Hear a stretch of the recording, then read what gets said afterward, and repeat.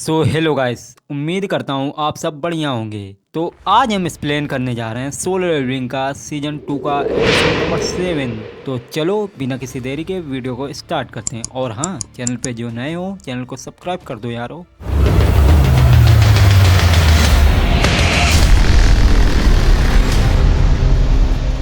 जैसा कि मिस्टर गो ने जिन्हू को हंटर एसोसिएशन ज्वाइन करने का ऑफर दिया होता है, जिन्हू कहता है आप आखिरकार मेरे लिए इतना सब क्यों कर रहे हैं।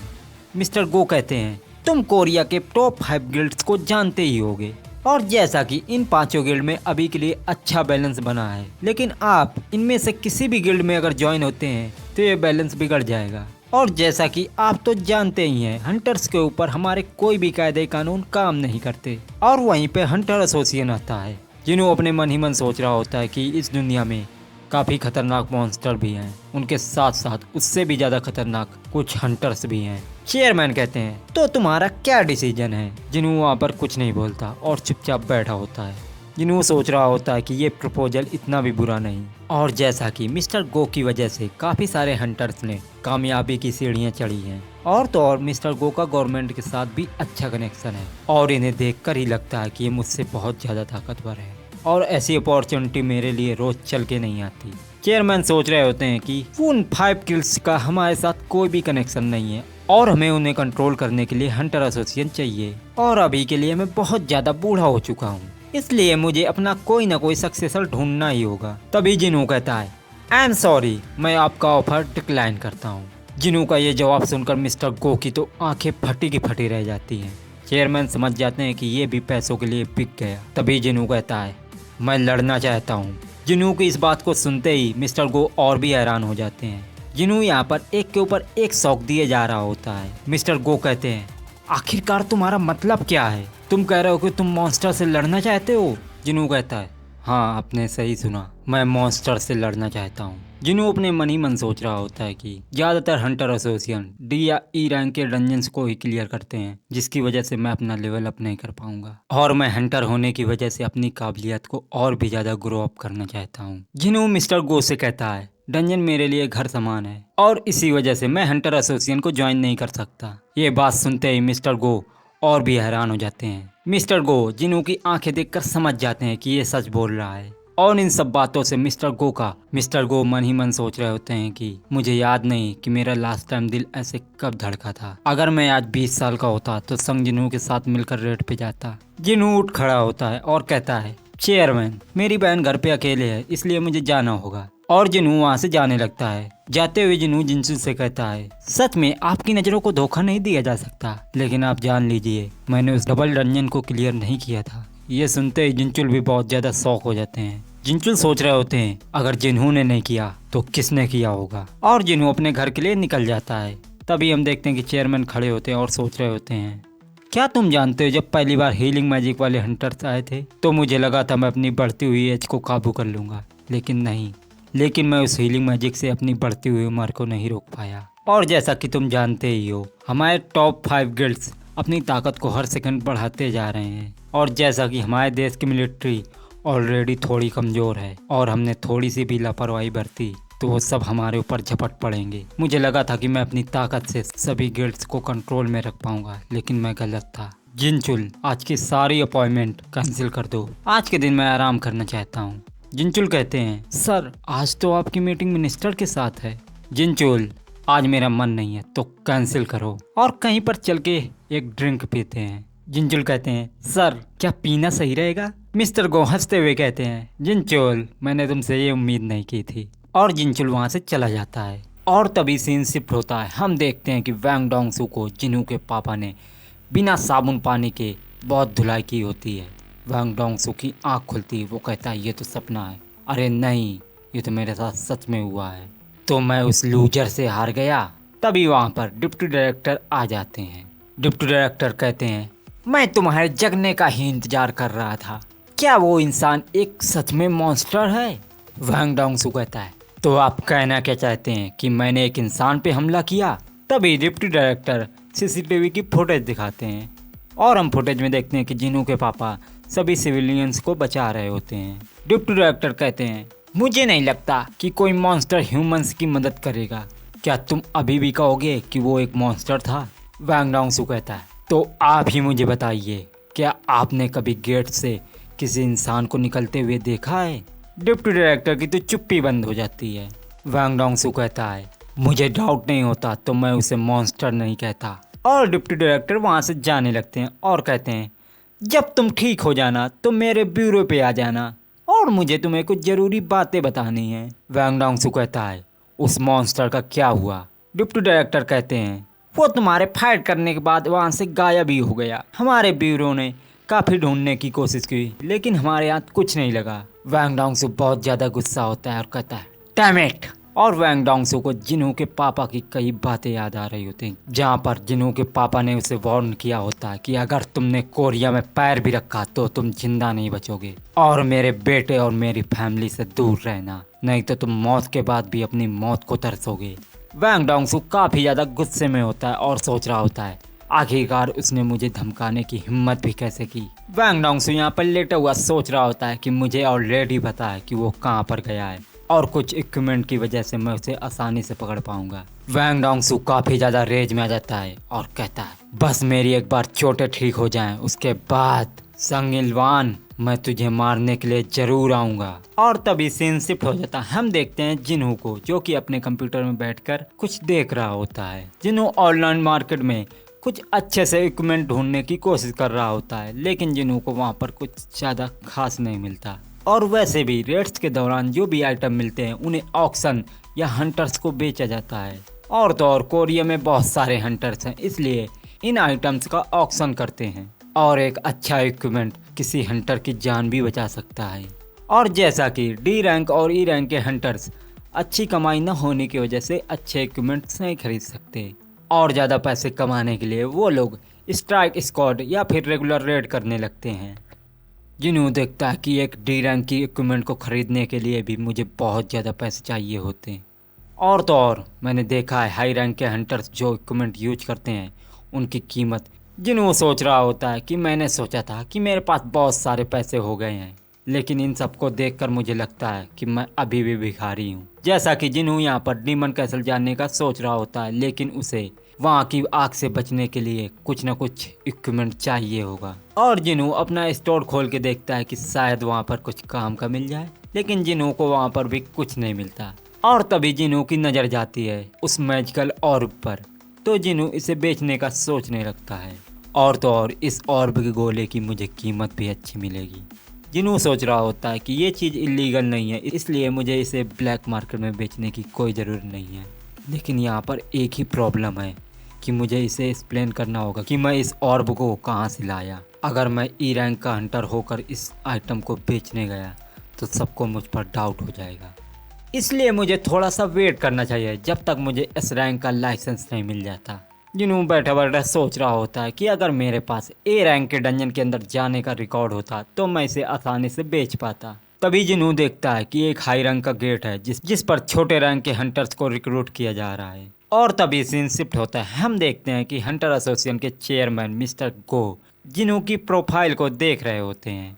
मिस्टर गो कहते हैं, 4 साल पहले ये छोटे बच्चे जैसा था और इसकी प्रोफाइल फोटो को देखकर अभी हम इसे आइडेंटिफाई नहीं कर सकते कि ये वही संग जिन्हों है। जिनचुल मिस्टर गो से कहते हैं, सर ये हंटर संग जिन्हों का 4 साल का पिछला रिकॉर्ड है जब उन्हें सदी का सबसे कमज़ोर हंटर बुलाया जाता था। चेयरमैन जिंजुल से कहते हैं, तुम्हें क्या लगता है कहीं ये फॉल्स रैंकर तो नहीं? जिंजुल कहते हैं, इसके रिकॉर्ड के हिसाब से ये जिनके साथ रेट्स पे गया ये कोई फॉल्स रैंकर नहीं हो सकता। मिस्टर गो समझ जाते हैं कि संग जिन्हों की शक्तियाँ दोबारा जागी हैं। जिंजुल कहते हैं, अगर ऐसा होता तो अपने साथ तो डबल डंजन में रेड के मेंबर्स को मरने के लिए नहीं छोड़ा था। मिस्टर गो देखते हैं कि जिन्हों को हर रेड में कोई ना कोई चोट लगती रहती थी। मिस्टर गो कहते हैं, जिन्हों को इतनी चोट लगने के बावजूद भी उसने हंटर के करियर को छोड़ा क्यों नहीं? जिंचुल कहते हैं, उसने अपनी माँ की वजह से हंटर के करियर को नहीं छोड़ा।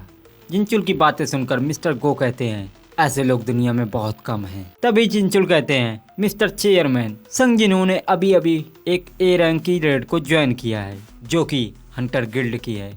ये सुनकर मिस्टर गो बहुत ज़्यादा शौक हो जाता। मिस्टर गो थोड़ा सा निराश होकर कहते हैं, आखिरकार वो भी बातें ही बनाना जानता था। तभी मिस्टर गो देखते हैं कि जिन्होंने माइनिंग टीम को ज्वाइन किया है। था। मिस्टर गो को कुछ समझ नहीं आ रहा होता है कि आखिरकार ये इंसान करना क्या चाहता है।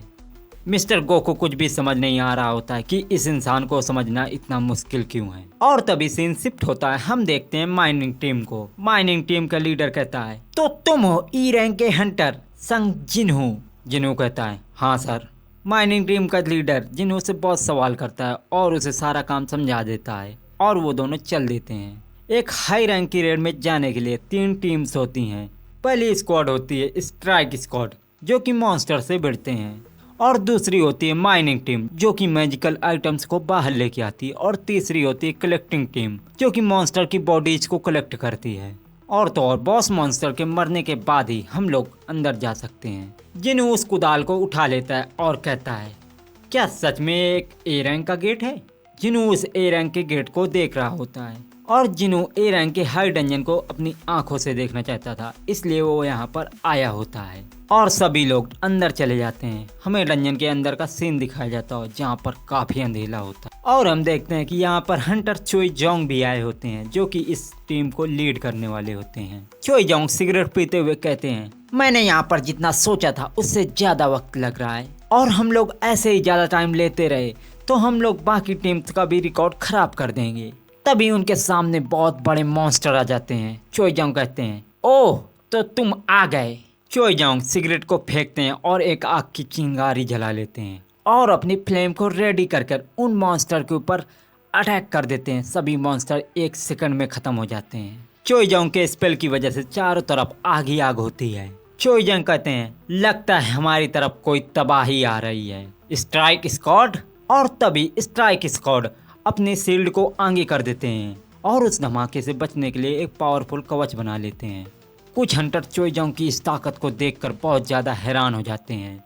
चोई जोंग कहते हैं, मैंने इतना भी बड़ा फायर स्पेल कास्ट नहीं किया था कि जिससे उन सब की जान ही चली जाए, लेकिन अभी तक उन सब का काम तमाम ही हो गया होगा। और हम देखते हैं कि डंजन की आग बुझ चुकी होती है। तभी चोई जोंग कहते हैं, तो चलो मैं तुमको बाहर छोड़ के आता हूँ। और हाँ लेडी, तुम्हें आसपास की गंध से थोड़ा संभल के रहना चाहिए, और वैसे भी तुम्हारी नाक इस गंध को सहन नहीं कर पाएगी। और हमें डंजन के बाहर का सीन दिखाया जाता है। माइनिंग टीम अंदर जाने के लिए बहुत ज्यादा बेचैन हो रही होती और कहती है, हमारा टाइम को इतना ज्यादा बर्बाद मत करो। हंटर गिल्ड के मेंबर से कह रहे होते, उन लोगों को इतना टाइम क्यों लग रहा है मॉन्स्टर को हराने में? सर थोड़ी देर और रुकिए और वो सब आ ही जाएंगे। और तभी देखते हैं कि सभी गेट्स के अंदर से आ रहे होते हैं। माइनिंग टीम का एक मेंबर कहता है, सब कोई रेडी हो जाओ, हम लोग गेट के अंदर जाने वाले हैं। जिन्हों को भी थोड़ा अच्छा लगता है और कहता है, इन लोगों ने कम से कम अपना काम तो खत्म किया। जिन्हों सभी हंटर्स को देख रहा होता है और सोच रहा होता है कि ये हैं कोरिया के सबसे स्ट्रॉन्गेस्ट हंटर, जिनके लीडर चोई जोंग हैं। जिन्हों चोई जोंग को देखकर अपना सिर छुपा लेता है और सभी हंटर्स एक एक करके बाहर आ रहे होते हैं। तभी जिन्हों किसी को देखता है और सोचता है, तो ये है हंटर गिल्ड की वाइस मास्टर। और हम देखते हैं ये कोई और नहीं, एस रैंक की हंटर मिस चाहीन होती हैं। भाई बड़ी क्यूट है यार। जिन्हों मिस चाहीन के ऑरा को देखकर बहुत ज़्यादा सरप्राइज होता है। हालांकि मिस चाहीन का लेवल चोई जोंग के बराबर का है। मिस चाहीन को देखकर ही लगता है कि ये मिस्टर गो के बराबर की होंगी। चाहीन वहाँ से जा ही रही होती कि तभी चाहीन को कुछ महसूस होता है और जिन्हों अपना मुंह इधर उधर घुमाने लगता है। चाहीन को एक पल के लिए लगता है जैसे वहाँ पर मिस्टर गो हों, लेकिन चाहीन देखती कि वहाँ पर कोई नहीं है। चाहीन मन ही मन कहती कि शायद मेरी कोई कल्पना होगी, क्योंकि मिस्टर गो के पास बहुत ज्यादा बिजी टाइम है। मिस चाहीन अपनी रोज को रुमाल से ढक लेती हैं। तभी माइनिंग टीम का लीडर कहता है, तो चलो हम सबको अपना बेस्ट देना होगा। और वो सब गेट के अंदर जाने लगते हैं। माइनिंग टीम का लीडर जिन्हों से कहता है, क्या हुआ, तुम हमारे साथ नहीं चल रहे हो? जिन्हों कहता है, हाँ सर चलते हैं। जैसा कि किसी गेट की रैंक को हम उसके अंदर से आ रही माना से मापते हैं, ना कि उसके अंदर रहने वाले मैजिकल बीस्ट से। हालांकि अगर गेट के पास बहुत सारे मैजिक बीस्ट आ जाते हैं तो उसकी रैंक भी बढ़ जाती है, लेकिन ए रैंक के गेट में इससे कोई फर्क नहीं पड़ता। लेकिन बी रैंक के गेट्स में इससे फर्क पड़ सकता है। जिन्हों जैसे ही डंजन के अंदर जाता है, जिन्हों को बॉस मॉन्स्टर की प्रेजेंस महसूस हो जाती है। माइनिंग टीम के सभी मेंबर्स ई रैंक हंटर संग जिन्हों को एक्सेप्ट नहीं कर रहे होते हैं और सभी उसके खिलाफ होते हैं। जिन्हों ये सब सुनकर थोड़ा शौक हो जाता है और तभी जिन्हों मन ही मन सोच रहा होता है कि एक ई रैंक हंटर के साथ यही बर्ताव किया जाता है और उसे कभी इज्जत नहीं दी जाती। तभी माइनिंग टीम का एक हट्टा कट्टा बंदा जिन्नू से आगे टकरा जाता है और कहता है, चलो हट जाओ मेरे रास्ते से, क्योंकि तुम जैसा हंटर मेरे पास भी खड़े होने के लायक नहीं। जिन्नू थोड़ा सा रेज में आके उसको देखने लगता है और वो बंदा बहुत ज़्यादा डर जाता है और वो वहाँ से तुरंत भाग जाता है। वो जाते जाते सोच रहा होता है कि ये कोई ई रैंक का हंटर नहीं हो सकता। तभी कलेक्टिंग टीम ने अपना काम शुरू कर दिया होता है और वो मॉन्स्टर की बॉडीज को खींच के ला रहे होते हैं और माइनिंग टीम भी अपना काम शुरू कर देती है और वो मैजिक क्रिस्टल को इकट्ठा करने लगते हैं। और जैसा कि इन दोनों टीम को डंजन के अंदर मैजिक क्रिस्टल्स, हड्डियाँ, यहाँ तक कि उनका लेदर भी इकट्ठा करना पड़ता है। और तभी हम एक बड़े मॉन्स्टर को देखते हैं जिसे बांध के ले जाया जा रहा होता है।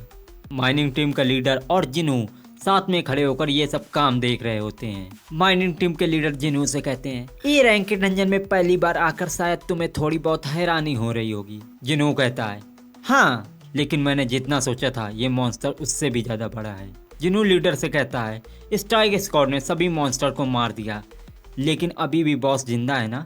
माइनिंग टीम का लीडर कहता है, जिन्नू तुमको तो पता ही होगा, बॉस को मारने के बाद डंजन ऑटोमेटिक बंद हो जाता है, लेकिन अगर हमारे काम के बीच में बॉस मॉन्स्टर आ गया तो। माइनिंग टीम के लीडर कहते हैं, अगर ऐसा हुआ तो हम सब मारे जाएंगे। लेकिन जिन्नू अभी भी बॉस को महसूस कर पा रहा होता है। शायद ये बॉस मॉन्स्टर मेटस और वोल्कन से भी ज़्यादा स्ट्रॉन्ग हो सकता है। और जिन्नू अपनी कुदाल उठाकर माना क्रिस्टल को कलेक्ट करने लगता है। जिन्नू अपनी पूरी ताकत लगाकर यहाँ पर माना क्रिस्टल को कलेक्ट कर रहा होता है। सभी लोग उसकी इस ताकत को देखकर बहुत ज़्यादा हैरान होते हैं, यहाँ तक कि माइनिंग टीम का लीडर भी, कि ये मुझे कहीं से भी ई रैंक का हंटर नहीं लगता। तभी टीम लीडर कहते हैं, मैंने इसके लाइसेंस को अच्छी तरह से देखा था। माइनिंग टीम के लीडर कहते हैं, मैं इसको देखकर ही कह सकता हूँ कि इसका जन्म एक माइनर बनने के लिए ही हुआ है। और यहाँ पर जिन्नू अपनी पूरी ताकत लगाकर माना क्रिस्टल को कलेक्ट कर रहा होता है। और तभी लंच टाइम हो जाता है। माइनिंग टीम के लीडर कहते हैं, जिन्नू चलो खाना खाने चलते हैं। जिन्नू कहता है, मैंने ऑलरेडी खाना खा लिया था, इसलिए मैं अब ठीक हूँ। और सभी लोग लंच के लिए जाने लगते हैं। जिन्नू अपनी कुदाल को फेंकता है और कहता है, फाइनली मैं अब अकेला हूँ, तो मेरे पास लगभग 1 घंटे का टाइम है। जिन्नू बहुत तेजी के साथ बॉस मॉन्स्टर के रूम की तरफ जा रहा होता है और जिन्नू बॉस मॉन्स्टर के पास पहुँच जाता है। जिन्नू बॉस मॉन्स्टर को देख कर कहता है, तो सच में ये मेटस से भी ज़्यादा स्ट्रॉन्ग है। जिन्नू अपने ड्रैगर को समन कर लेता है और कहता है, मैं चाहूँ तो इसे अभी के अभी मार सकता हूँ, लेकिन मुझे अभी बॉस को मारने की कोई इजाज़त नहीं है। अगर मैंने बॉस को मार दिया तो ये डंजन अभी क्लियर हो जाएगा और हंटर गिल्ड को इससे बहुत बड़ा नुकसान होगा। जिन्नू ये सब सोच ही रहा होता है कि तभी जिन्नू को कोई आवाज़ देता है। जिन्नू को पसीने छूटने लगते हैं कि यहाँ पर मेरे सिवा कोई नहीं होना चाहिए था, लेकिन यहाँ पर कौन है। तो इसी के साथ ये वीडियो यहीं ख़त्म होता है। तो मिलते हैं एक नई वीडियो के साथ। होप आप सबको वीडियो पसंद आई हो तो लाइक और सब्सक्राइब करना ना भूलें। Bye bye.